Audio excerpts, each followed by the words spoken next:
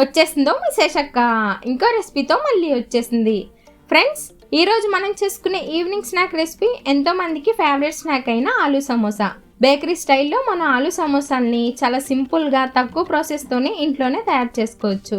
మేము చేసినట్టు కొన్ని టిప్స్ యూస్ చేసి ఆలూ సమోసాల్ని తయారు చేస్తే బయట క్రిస్పీగా లోపల ఆలూ స్టఫింగ్తో ఆలూ సమోసాలు సూపర్ టేస్టీగా ఉంటాయి. మరి ఇంకెందుకు లేట్, ఆలూ సమోసాల్ని ఎలా తయారు చేసుకోవాలో ఈరోజు మన వీడియోలో చూసేద్దాం రండి.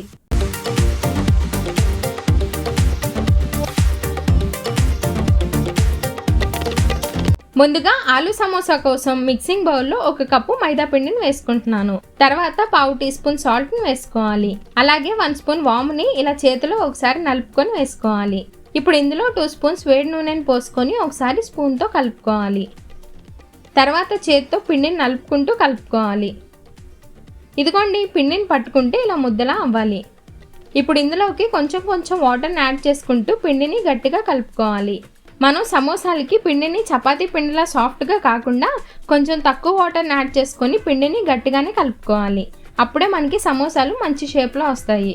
ఇలా కలుపుకున్న పిండి పైన ఏదైనా మూతను పెట్టుకొని అరగంట పాటు పక్కన పెట్టి రెస్ట్ ఇవ్వాలి.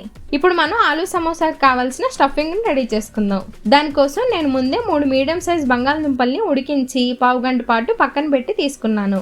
ఇలా బంగాళదుంపల్ని ఉడికించిన తర్వాత పక్కన పెట్టి తీసుకోవడం వల్ల వాటిలో ఉన్న వాటర్ కంటెంట్ తగ్గి సమోసాలు త్వరగా మెత్తగా అయిపోకుండా ఉంటాయి. ఈ బంగాళదుంపల్ని ఇలా చేత్తో మంచిగా స్మాష్ చేసుకోవాలి.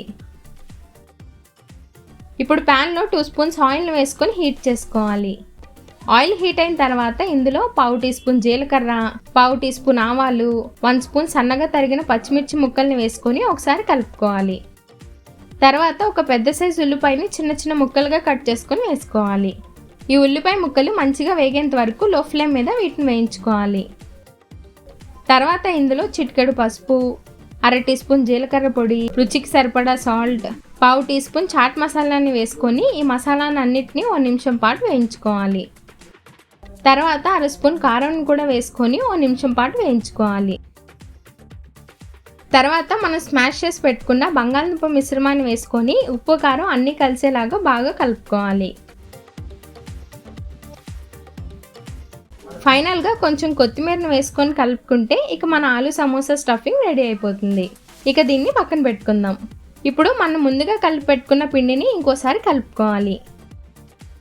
ఇలా ఈ పిండిని వీడియోలో చూపిస్తున్న విధంగా పొడవుగా రోల్ చేసుకొని ఈక్వల్ పార్ట్స్గా కట్ చేసుకోవాలి.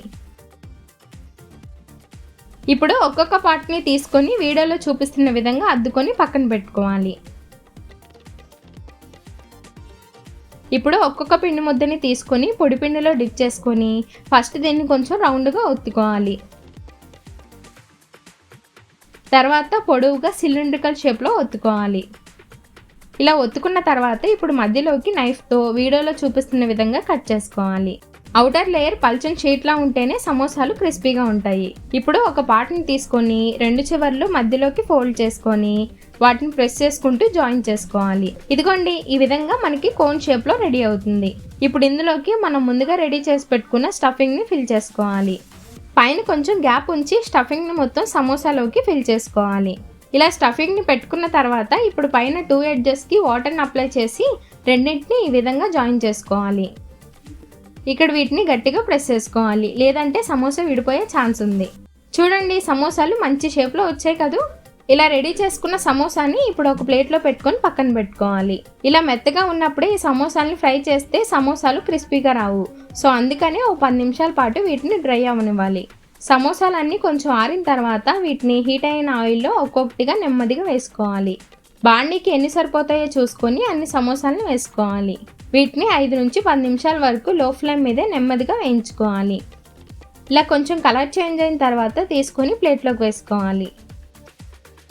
ఇలాగే అన్ని సమోసాలని వేయించుకోవాలి. అంతే ఫ్రెండ్స్, మనకి ఎంతో ఇష్టమైన ఆలూ సమోసాలు రెడీ అయిపోయాయి. ఈ సమోసాల్ని మనం టమాటా సాస్తో కానీ లేదంటే ఫ్రైడ్ మిర్చితో కానీ కలిపి తింటే దీని టేస్ట్ ఇంకా బాగుంటుంది. మరి ఈ ఆలూ సమోసాల్ని మీరు కూడా తయారు చేసి మీకు ఎలా కుదిరాయో కామెంట్ సెక్షన్లో కామెంట్ చేయండి. ఈ రెసిపీ మీకు నచ్చితే ఈ వీడియోని లైక్ చేయడం మాత్రం మర్చిపోకండి.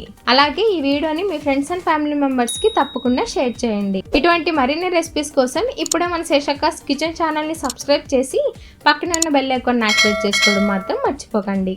సరే ఫ్రెండ్స్, ఉంటాను, బాయ్.